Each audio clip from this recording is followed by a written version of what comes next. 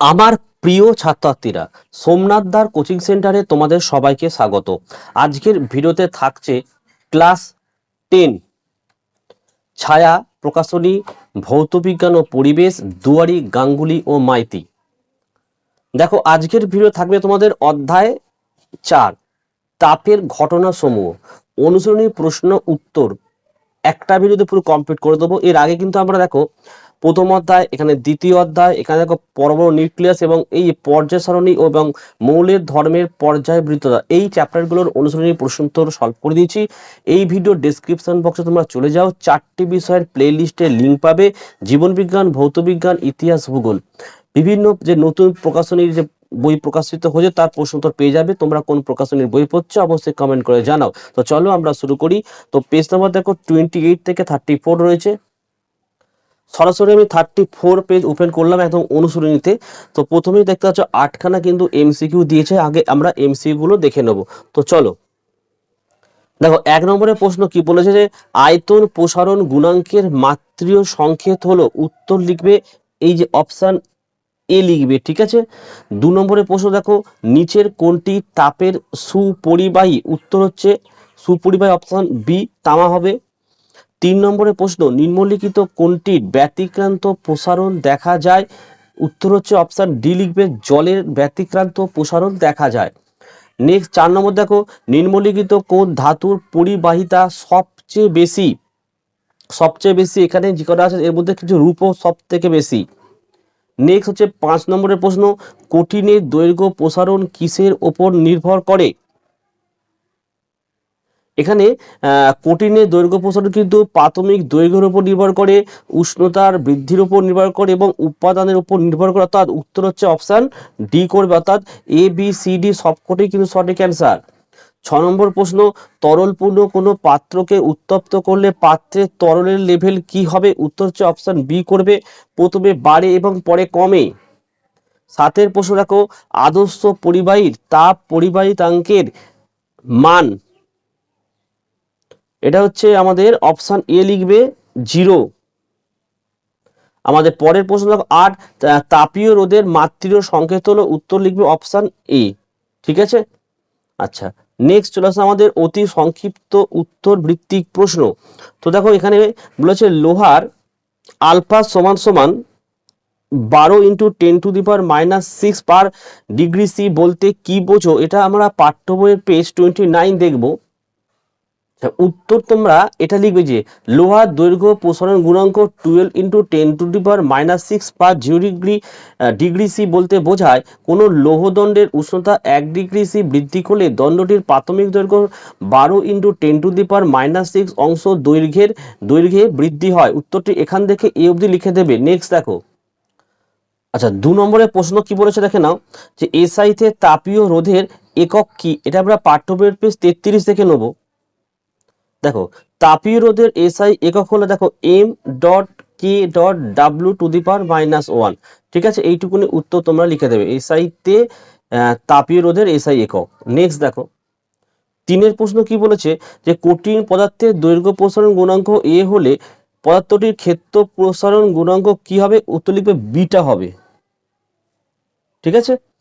4 নম্বরের প্রশ্ন দেখে নাও, তাপের সুপরিবাহী একটি তরল পদার্থের উদাহরণ দাও, উত্তরটি আমি মুখে বলছি তো লিখে নাও বা নোট ডাউন করো খাতাতে, পারদ লিখবে। কারণ তাপের সুপরিবাহী একটি তরল পদার্থের উদাহরণ হলো কি, পারদ, হচ্ছে। নেক্সট চলে আসছে আমাদের 5 প্রশ্ন। দেখো 5 দাগের প্রশ্ন কি বলেছে, যে শূন্য স্থানে তাপ পরিবাহিতাঙ্কের মান কত, এটা আমি মুখে বলছি লিখে নাও। তাহলে শূন্য স্থানে তাপ পরিবাহিতাঙ্কের মান কিন্তু লিখবে 0। 6 নম্বরের প্রশ্ন দেখো, তাপ পরিবাহিতাঙ্কের এসআই একক কি, এটা আমরা পাঠ্য বইয়ের পেজ 33 দেখে নেব। আচ্ছা, এই 6 উত্তরটা আমি তোমাদেরকে লিখে দিচ্ছি। তাপ পরিবাহিতাঙ্কের এসআই একক লিখবে, দেখো লিখবে জুল, তারপরে second to the power 1, metre to the power 1, আর কেলভিন লিখে টু দি পাওয়ার -1, এটা লিখে দেবে, ঠিক আছে। আচ্ছা 7 প্রশ্ন কি বলেছে, যে উচ্চ তাপ পরিবাহিতা বিশিষ্ট একটি অধাতুর নাম লেখো, উত্তর কি লিখবে? গ্রাফাইট। এটা মুখে বললাম, তোমরা নোট ডাউন করে নাও। 8 প্রশ্ন, গ্যাসের আয়তন গুণাঙ্ক কাকে বলে? এটা আমরা 31 নম্বর পেজে দেখে নেব। উত্তরটি তোমরা দেখো, এই যে 31 পেজ, এখানে লিখবে যে চাপ স্থির রেখে নির্দিষ্ট ভরের কোনো গ্যাসের উষ্ণতা 0 ডিগ্রি সি থেকে 1 ডিগ্রি সি বৃদ্ধি করলে গ্যাসের প্রতি একক আয়তনের যে আয়তন প্রসারণ হয় তাকে ওই গ্যাসের আয়তন গুণাঙ্ক বলা হয়। এই অবধি উত্তর লিখে দেবে। নেক্সট দেখো, এবার হচ্ছে আমাদের শূন্যস্থান 1 নম্বর প্রশ্ন, গ্যাসের আয়তন গুণাঙ্কের মান কত? পাঠ্য বইয়ের 31 পেজ দেখে নেব। দেখো এই উত্তর লিখে দেয়, এইটা এই যে 3.663 into 10⁻³ degree C to the power -1, এই অবধি উত্তরটি লিখলেই হবে। হ্যাঁ, নেক্সট দেখো 2 নম্বর প্রশ্ন বলছে দৈর্ঘ্য প্রসারণ গুণাঙ্কের একক ড্যাশের এককের উপর নির্ভরশীল। আমরা 29 নম্বর পেজের উত্তর দেখে নেব।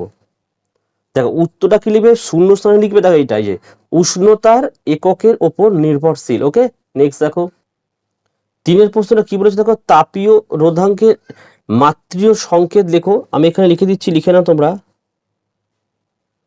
m⁻1 l⁻2 আর t⁻3। 4 নম্বর প্রশ্ন, পদার্থের তাপ পরিবহন ক্ষমতাকে কি বলে?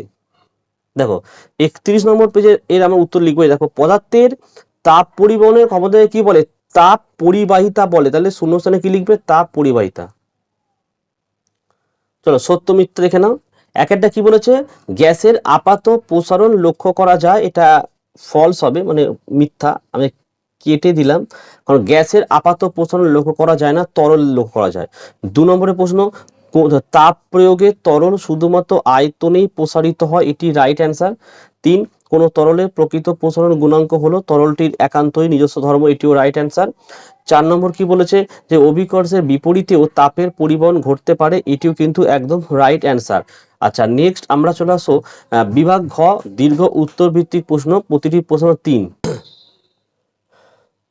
তো দেখো আমাদের 1 নম্বরের প্রশ্ন কি বলেছে? যে তরলের প্রসারণ গুণাঙ্ক কয় প্রকার ও কি কি? প্রত্যেক প্রকারের সংজ্ঞা লেখো। এটা আমরা পাঠ্য বইয়ের পেজ 30 দেখে নেব। দেখো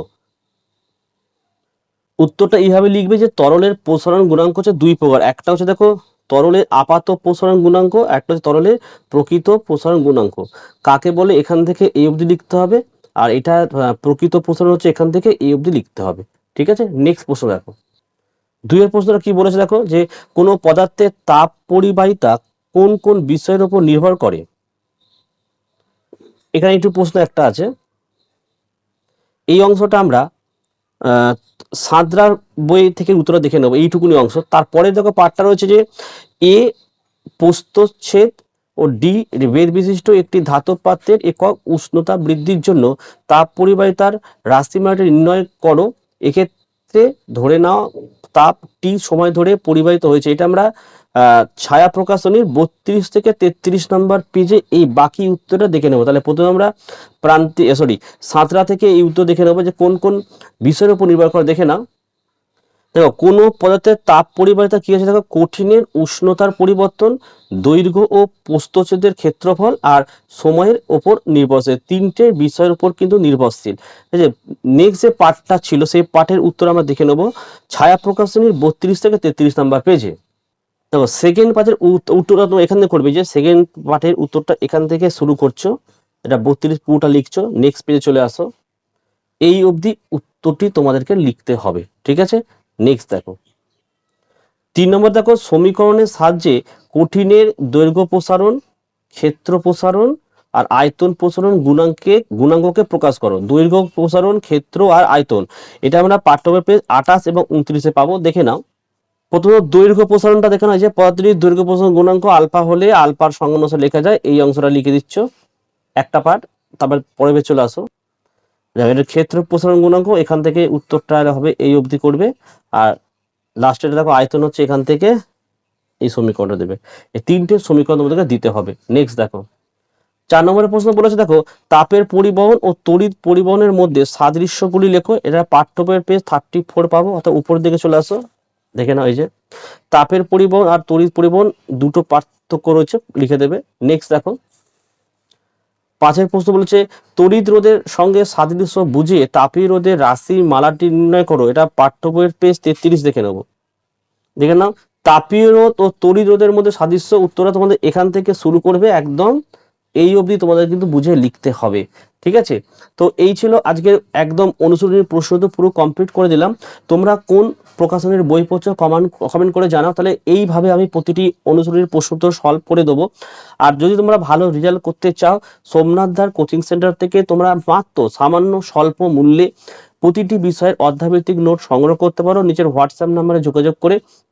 আর ভিডিও ভালো লাগলে একটি লাইক করো এবং চ্যানেলে নতুন হলে চ্যানেলটিকে সাবস্ক্রাইব করো, পাশে থাকা বেল আইকন প্রেস করে অল নোটিফিকেশনটাকে অবশ্যই অন করো, যাতে আমি যখনই কোনো ভিডিও আপলোড করি সবার প্রথমে যেন তোমার কাছে পৌঁছে যায়। তাহলে আজকের ভিডিও আমি এখানে শেষ করলাম। তোমরা প্রত্যেকে ভালো থেকো এবং সুস্থ থেকো।